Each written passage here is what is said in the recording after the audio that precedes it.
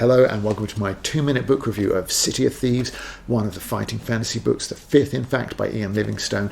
This takes place in a town called Port Blacksand. You are sent by the merchants of Silverton to rid them of the evil that is plaguing their village, and that evil is called Zanbar Bone. You are, of course, the hero, which means that the hero, regardless of who's playing, must be a very handsome, debonair, sort of roguish adventurer.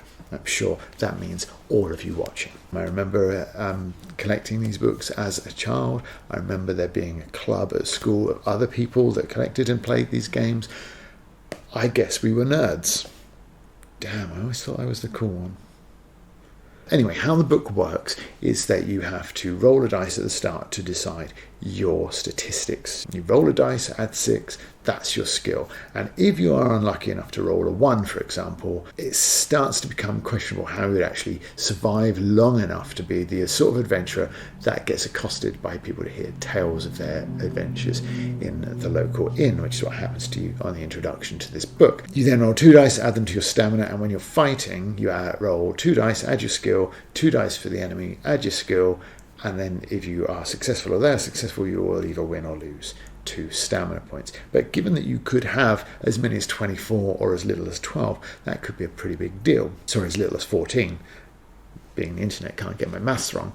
And then, of course, you'll do the same for your luck. Generally, if your skill is above 7 or 8, you will be able to kill most monsters, and if you're backed up with a fair amount of stamina, then it's very unlikely that you're going to die in combat. The combat then becomes a bit laborious. In fact, after the first 3 or 4 animals that I'd fought, or creatures rather, I started to get quite bored of it, and what I should have done is roll 4 dice, 2 of each colour, 1 for me and 1 for them, and just sped things up a little bit by doing that. But I didn't do that. I was rolling 2, then 2, and it just took absolutely ages. Even for fairly weak creatures, it was like 7 or 8 different dice roll, and it just takes too long. Basically, it begins by the end to get a little bit repetitive and dull, and it starts to sap the life out of what's a pretty good adventure, because Port Blacksand is developed as a city, and it very much has a debt to Gary Gygax, Fritz Lieber, people like that. It's a real fantasy world that you can get a little bit lost in. It's a lot of fun, the city, but the gameplay not so much. And if you're hamstrung by your statistics, even more so. And I was beginning to think perhaps a slightly better way of doing this would have been to roll 4 dice, and then if you had the opportunity to decide for yourself, I'd say, right, I stick 6 into skill. There's a lot of tested skills, a lot of fighting. You can sort of go that way and not be dependent on luck in terms of your statistics. However, you will still be dependent on luck to decide whether you can actually finish the story or not. Now, if you haven't seen my playthrough, I needed to get hag's hair, and I went looking for a hag. I went into the sewer and actually found one, but to survive the attack, I either needed a potion of mind control or to be able to roll successfully against my luck. And I did not have the potion, and my luck at that point was, I think, 6, and I just failed the roll, and then I was dead. And I have to say, actually, it's kind of fun that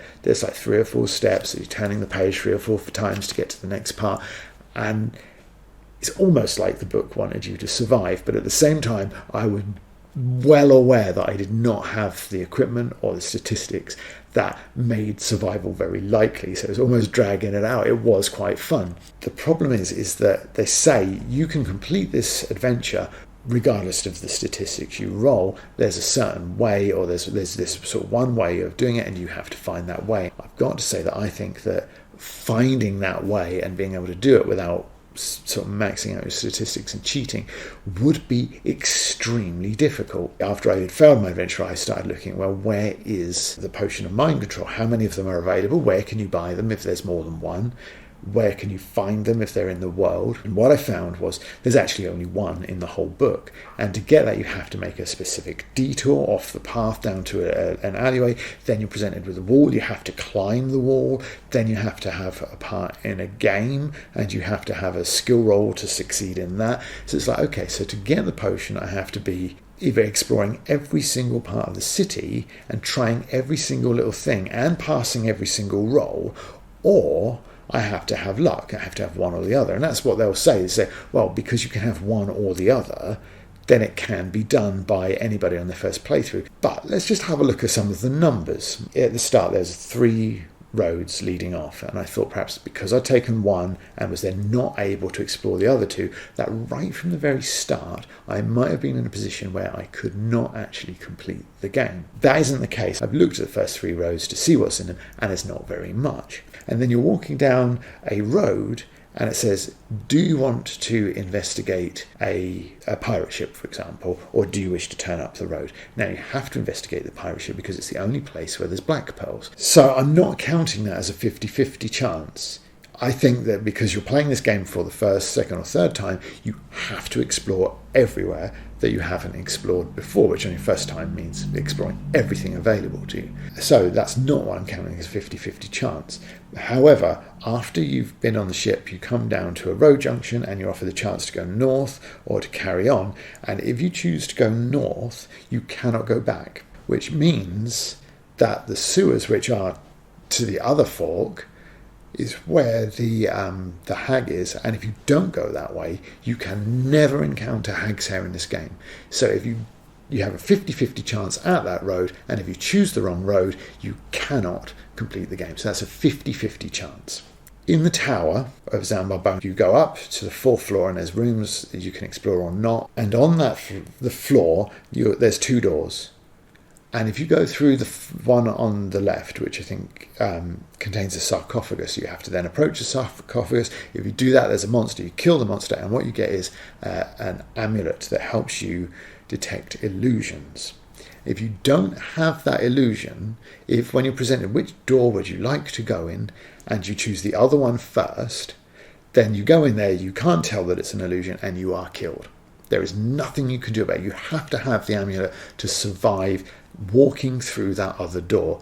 So you have another 50-50 chance. So for the mathematicians among you, you can correct me if I'm wrong, but 2 50-50 chances means that at this point in the story, you have a 25% just on those 2 choices again of completing the story. Then, when you've bought your silver arrow and had your tattoo and you've got the 3 things that you need to do and you've made the 2 right choices, you go into the room and you're face to face with Zanbar Bone, at which point the game tells you actually the 3 things that you had to collect, you only need 2 of them. So you have to choose which 2 of them you're going to use. So if you've gone through the 50-50 chance, then another 50-50 chance, you're then presented with a 33% chance that you'll pick the right compound. And if you pick the wrong one, you die. And there is no information to guide you. It is pure guesswork at this point. And I think that to have played like a role-playing game on a computer, to maybe invested a couple of hours into it, to get down to the final end and to win the game, you have to simply choose right in a 33% chance gamble. I don't think that in a modern time many people would stand for that. I think that would kind of be like, that is a really cheap and horrible way to end the story. But 50%, 50% of 50%, you've got a 25% chance. You get in the room, you've got the amulet, you've got all the things you need, you've then got a 33% chance. So for just those 3 choices alone, which you have to decide between one or the other with no information to guide you, I think that comes down to about 8%. So you've got about 8% chance just on those 3 choices that you have to make blindly of completing the game. I don't think that sounds like, oh, there is a way of doing it, and you can find it on your first game. Your chances of getting it on your first playthrough become infinitesimally small when you factor in everything else, including the possibility you might have hamstrung yourself right at the start by rolling 1 on your stats. So the chance of you doing this so flukily on your first go are just unrealistic. So you have to ask the playability of this game. I mean, this version costs $4.99, so the playability of this game factors in quite a lot. Is the world enough? Is it interesting enough? Is it fun enough to make you want to have another go? Being an old, grumpy old man, probably not. I don't particularly want to play this again. However, as a young man or a teenager, or even perhaps a bit younger than that, I think that the world is so well done and it's so much fun and it's so sort of, if you're into Dungeons and Dragons, not that I was as a child, but if you are, you'll see a lot of sort of echoes of the same sort of stories and beats. It might be really quite charming and get you to be really engrossed and ready to have another go almost as soon as you've put it down. So I do think that side of it works. The next aspect of it, in terms of the writing of it, it is, I think, aimed at, I think if you're about 10 years old, maybe a little bit older, then this is something that you'll probably quite get into. Let's have a look at the passage very near the point at which my adventure ended. And those words, your adventure ends here, they do have a sort of ominous feeling about them, actually. I quite liked that. I was a bit upset because I'd obviously snuffed it way short of my ultimate goal of finishing it. But let's have a look at how it's written, and you'll get some idea of the sort of age group and about that it's actually done quite effectively. So this is number 265. This is I was in the sewer, I was walking along, and I'd fought some rats. With your sword still dripping with the blood of the rats, you walk further along the tunnel. The ledge you are walking along is narrow and slippery, and you have to tread carefully so as to not fall into the slow-flowing sewage channel. The tunnel gradually rounds to the right, and as you follow it round, the silence is suddenly shattered by the sound of running feet and a wailing scream. Coming straight at you, wild-eyed, with flailing arms and contorted face, uttering demon sorcery, is a white-haired old woman dressed in rags. She is a hag. Do you possess a potion of mind control? Do you have this item? Turn to page 82, and if you don't, turn to 390. I had to turn to 390 and then was trapped in a nightmare. But you can see, looking from the language, there's striking use of sibilance in the line. The silence is suddenly shattered by the sound. And then once we get past that, there's a lot of sort of really short, sort of punchy sentences coming straight at you, wild-eyed, with flailing eyes and contorted face, uttering demon sorcery, is a white-haired old woman dressed in rags. So you've got quite a lot of adjectives, and there's a lot of imagery that creates, I think. I think it's really quite effective for quite a basic piece of writing in a book that is designed to be accessible to the age groups that it is. So I think in terms of the writing, I've got very few complaints, if any at all. I thought it was quite well done. I really liked the world. I kind of liked the sort of general story. I mean, if you watch my playthrough, it's so fed up with everybody I met being evil, but what do you expect, I suppose, in a role-playing game or adventure like this? So yeah, there's some little quirks in there as you go along. I mean, I didn't explore everything, but when I was looking to see where the potion of mind control, the way that you get that is you climb over a wall, and obviously it says, do you want to climb over or not? So you've got a 50-50 chance again of choosing whether you do or not. And if you do, you land on top of a goblin or something, and then you have to play a game of baseball, and if you win, you get all this goods showered on you, and if you don't, you end up in a bit of a fight. So it's kind of fun, it's quirky, it's like exactly what I was saying about sort of Fritz Lieber or Gary Gygax, that sort of world. There's all sorts of modern quirks in there as well. I quite liked City of Thieves. Thinking back to the ones of these that I played as a youngster, I think I probably had most of the first 10. I think I had one called the Talisman or something, which is not even on the list of this. But I didn't play every single one of them. It definitely played things like Forest of Doom, Death Trap Dungeon, Warlock of Firetop Mountain, Citadel of Chaos. And I think that of those, from what I can recall, I would say that City of Thieves was by far and away the best. I wonder if they've changed some of the numbers around, because I had the Talisman of Death or something like that, and that's not on this list of books that are available at all. And I'm sure there was one where you had to walk into a swamp and there was like a swamp queen that you had to help. I've never played any of the science fiction ones. There's, see, they're not on here either. They must have changed the numbers around. I can't even remember. Starship Traveller, I think that was book 4, but that's not on here at all. And then there was another one where you had to drive around and collect petrol. That's not on here either. So I'm intrigued as to why they're not.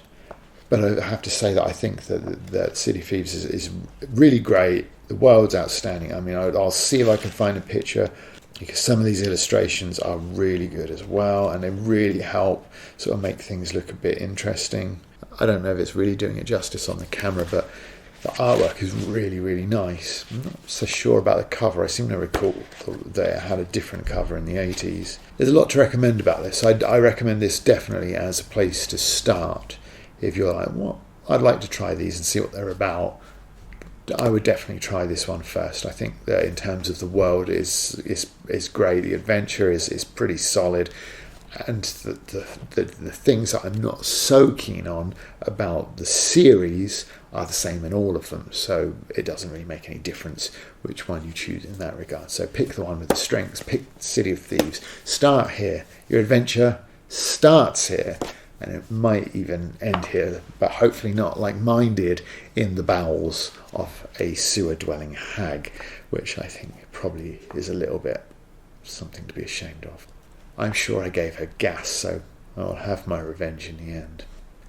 Anyway, that was City of Thieves. I really quite enjoyed the book, and I really think that it probably is the best of the fighting fantasy genre, so definitely check it out if you're interested in that sort of thing. In the meantime, if you enjoyed this video, don't forget to like, subscribe, and my playthrough will be linked on your screen round about... Wait for it. Oh no, it's already up.